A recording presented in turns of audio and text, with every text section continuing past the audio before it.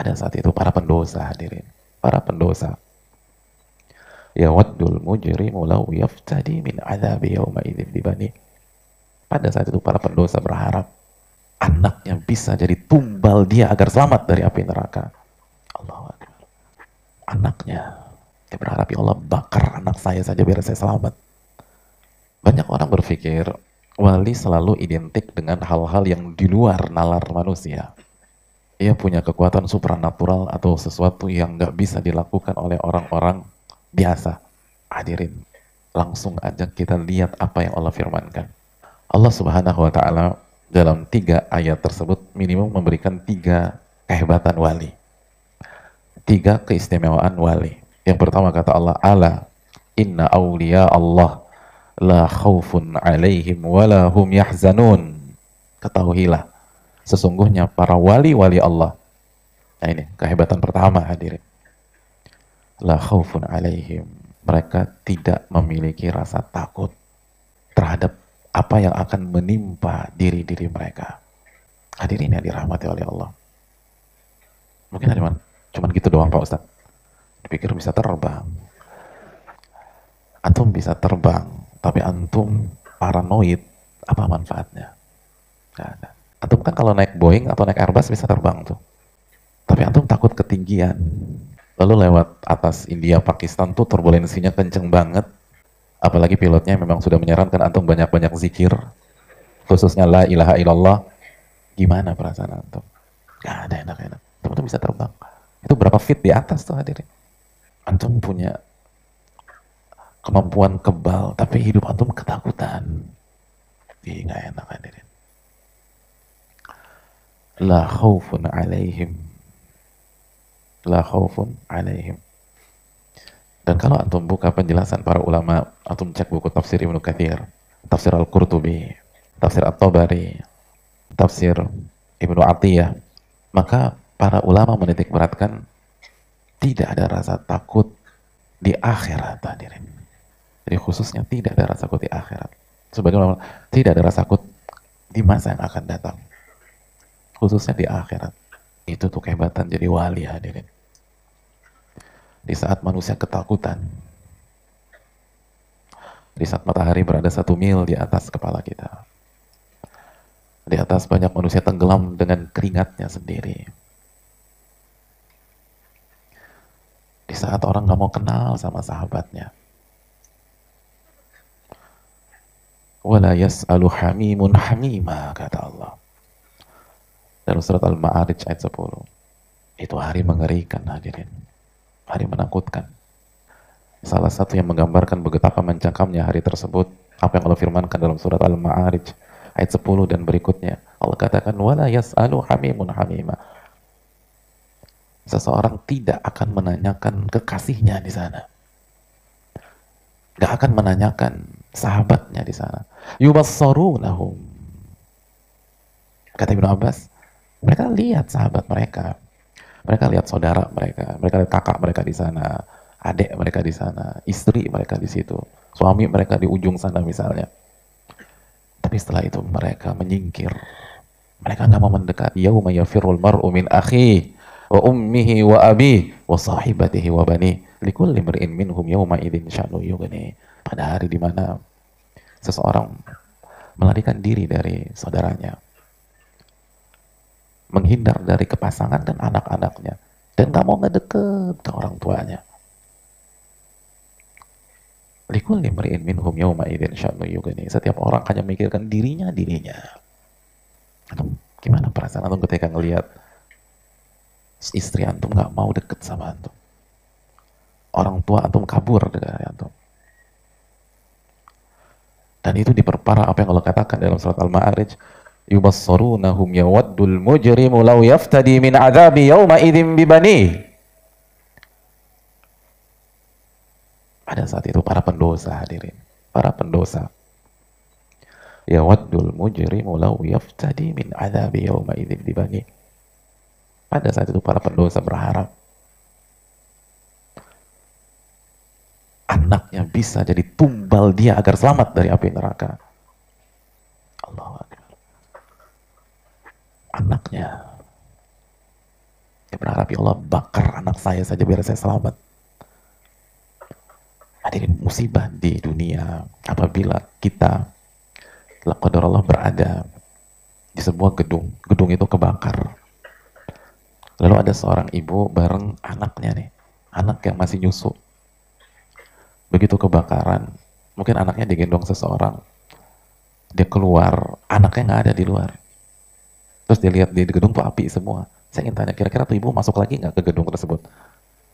Tuh anak ada di dalam, anaknya belum keluar.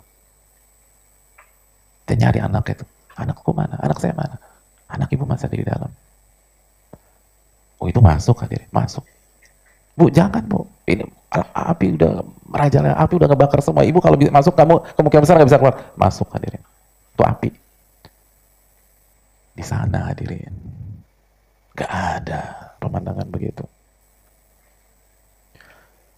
Jadi untuk bayangin gimana mengerikannya neraka.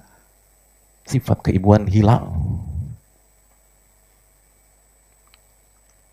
Di dunia yang semua demi anak, dia jual rumah buat pengobatan anaknya misalnya. Dia tungguin tuh anaknya, dia sujud minta agar anaknya itu jadi anak yang soleh, anaknya sembuh. Itu pada hari kiamat, ya Allah selamatkan saya, kalau bisa bakar anak saya biar saya selamat. La haula wala quwata illa billah. Bakar anak saya. Kalau dengan cara anak saya dibakar saya selamat, bakar ahlan wa sahlan. Anda bisa bayangin gimana ngerinya di situ. Lalu kita senang-tenang aja maksiat, tenang-tenang aja berzina, tenang-tenang aja minum, lalu ketawa nyaman. Anda bisa ketawa di sini, pucet Anda di sana. Hadirin yang dirahmati oleh Allah. Yubassarunahum yawaddul mujrimu law yaftadi min adzabi yawma idzin bibani. Cukup.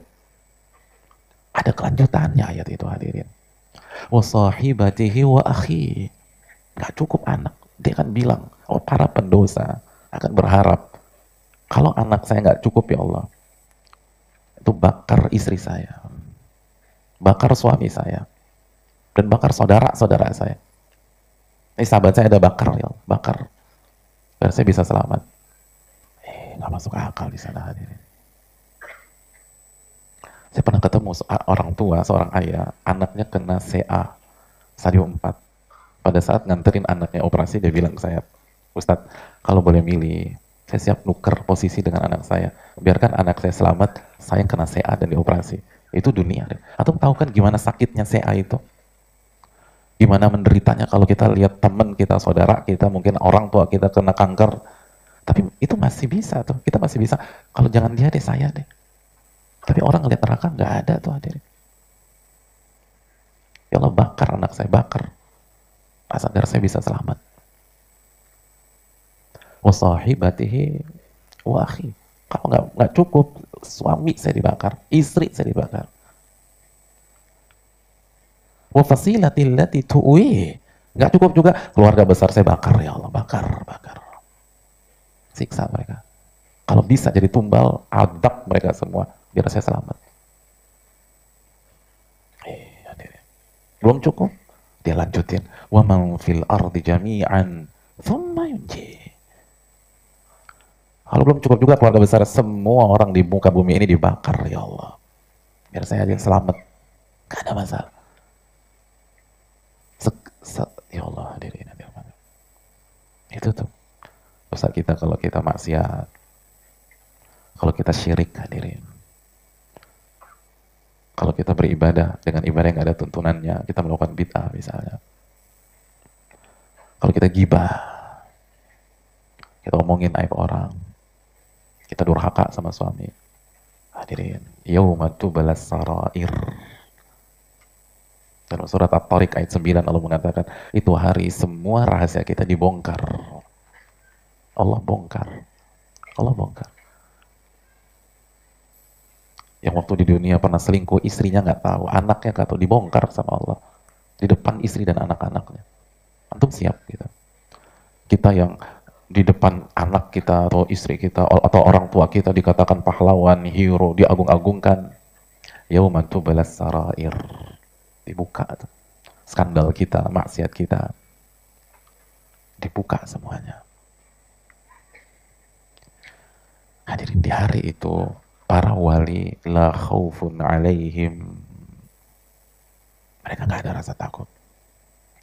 Karena Allah jaga. Karena mereka kekasih-kekasih Allah. La khaufun alaihim. Nggak ada rasa takut di sana. Dalam riwayat kalau antum baca tafsirnya, wa khafan nasu wala yakhafun. Ketika seluruh manusia takut, mereka nggak takut.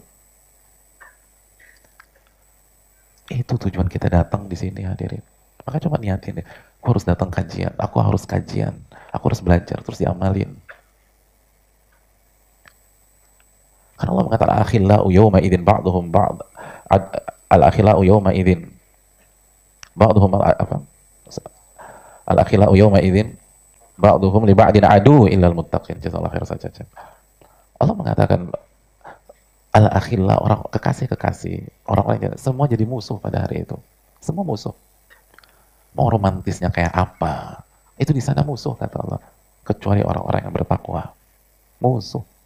Makanya kalau antum mau langgeng sama istri antum, bawa tuh istri ke kajian. Pelajari iman, tauhid kepada Allah. Bawa suami ke kajian. Allah bilang musuh, musuh. Udah gak usah berharap banyak. Kalau di antara kita, satu aja gak bertak musuh pada hari kiamat. Mau sayangnya kayak apa?